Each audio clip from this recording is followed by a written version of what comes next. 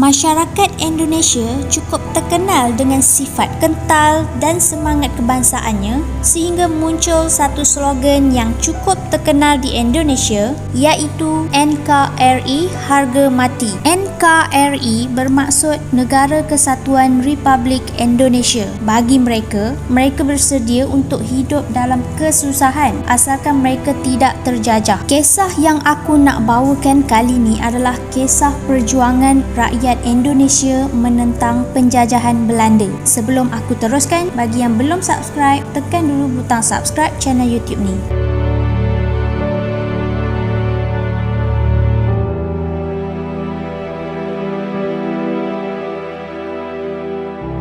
Indonesia merdeka pada 17 Ogos 1945. Walaupun begitu, Belanda masih cuba untuk masuk ke negara tersebut untuk membina kerajaan mereka sendiri. Alasan mereka ingin membina kerajaan di Indonesia adalah mereka masih belum puas menyedut hasil bumi yang melimpah ruah di Indonesia seperti rempah-rempah. Pada awal mereka sampai ke Indonesia, mereka hanyalah berdagang seperti bangsa-bangsa Eropah yang lain. Namun, ketamakan mula timbul dan keinginan untuk menguasai Nusantara Indonesia kian muncul. Dengan semangat menuntut kemerdekaan dan mempertahankan kebebasan diri, rakyat Indonesia hanya berbekalkan buluh runcing untuk menghalau Belanda dari Indonesia. Belanda pula pada waktu itu untuk memulai kekuasaannya, Belanda menghalau kesemua pedagang yang lain di Indonesia dan membentuk sistem perdagangan sendiri. Di samping itu, semasa penjajahan Belanda, Indonesia sering berlaku perang saudara di antara kerajaan-kerajaan yang ada. Hal ini kerana Belanda sangat licik dalam menjadi batu api dalam kalangan raja-raja. Perang yang terjadi dilihat menguntungkan Belanda apabila Belanda akan berpura-pura membantu kerajaan yang terlibat dan imbalan dari bantuan tersebut adalah wilayah kerajaan yang dibantu dapat dikuasai, manakala raja di wilayah tersebut menjadi kaki tangannya. Selama Indonesia dijajah, rakyatnya sering melakukan serang balas dalam bentuk bersenjata maupun politik. Belanda pula waktu itu selepas memonopoli aktiviti perdagangan di Indonesia, Belanda merancang mewujudkan sebuah pentadbiran di Sulawesi Selatan dan Makassar menjadi pusat pentadbiran. Pentadbiran ini dikenali sebagai Indonesia Timur. Disebabkan perancangan Belanda ini, rakyat Indonesia bersedia mengangkat senjata untuk mengusir Belanda. Pada 5 Disember 1946, pihak atasan Belanda memberi tugas khusus buat unit komando yang diketuai oleh Raymond Westerling bagi menumpaskan rakyat Indonesia yang memberontak. Westerling dan unit pasukannya melakukan operasi dengan membariskan penduduk kampung untuk disoal siasat. Soal siasat tersebut bagi mengesan orang-orang terlibat dalam gerakan menuntut kemerdekaan. Bagi Westerling, cara soal siasat seperti bertanyakan soalan mengambil masa yang lama. Oleh itu, bentuk soal siasat yang dilakukan oleh Westerling dan unit pasukannya adalah berbentuk seksaan dan paksaan. Pemuda-pemuda yang tidak bersalah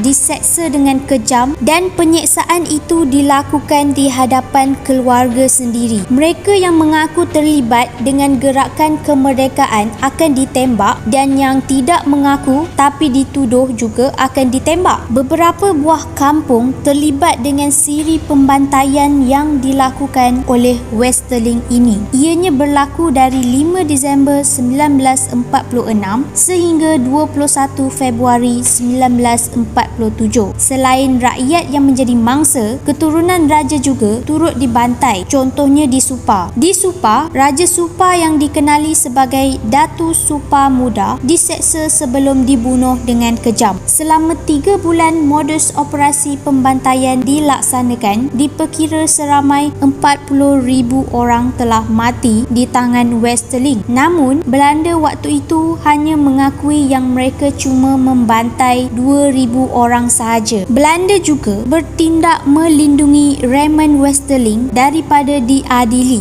Malah di negara Belanda, Westerling dianggap sebagai wira dan dipuja seperti pahlawan. Hanya pada tahun 2013, Perdana Menteri Belanda iaitu Mark Rutte mewakili pemerintahan Belanda tahun kejadian memohon maaf atas jenayah tersebut. Pembantaian Westerling ini menjadi salah satu tragedi terburuk pernah terjadi di Indonesia. Kekejaman itu tentulah meninggalkan penderitaan dan trauma yang mendalam buat waris korban. Sehingga kan pada tahun 2020, kisah sejarah pembantaian Westerling ini diangkat menjadi sebuah filem yang bertajuk The East, hasil daripada gabungan pelakon Indonesia dan Belanda. Filem ini bagi menceritakan kembali kekejaman yang dilakukan oleh Raymond Westerling terhadap rakyat Indonesia.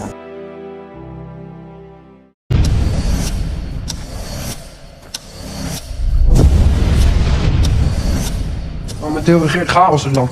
Jappen zijn net weg, Engelsen zijn weer gevlogen. Doen en de Indonesiërs, zoals ze zichzelf al noemen, liggen met elkaar overhoop.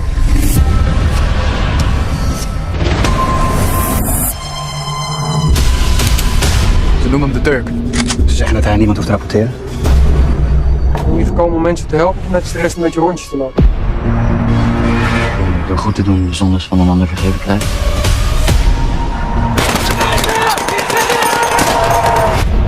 De enige manier om het te vernietigen is met nog meer terreur. Vraag je je nooit af wat we hier nou eigenlijk aan het doen zijn? Onze Vader, die in de hemelen zijt, geheiligd worden uw naam. En vergeef ons onze schulden, gelijk ook wij vergeven aan onze schuldenaren.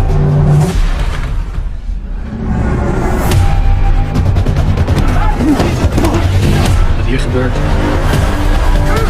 heb ik er niet voor ingeschreven. Er zijn maar twee soorten mensen op aarde. Jagers en prooien. En jij?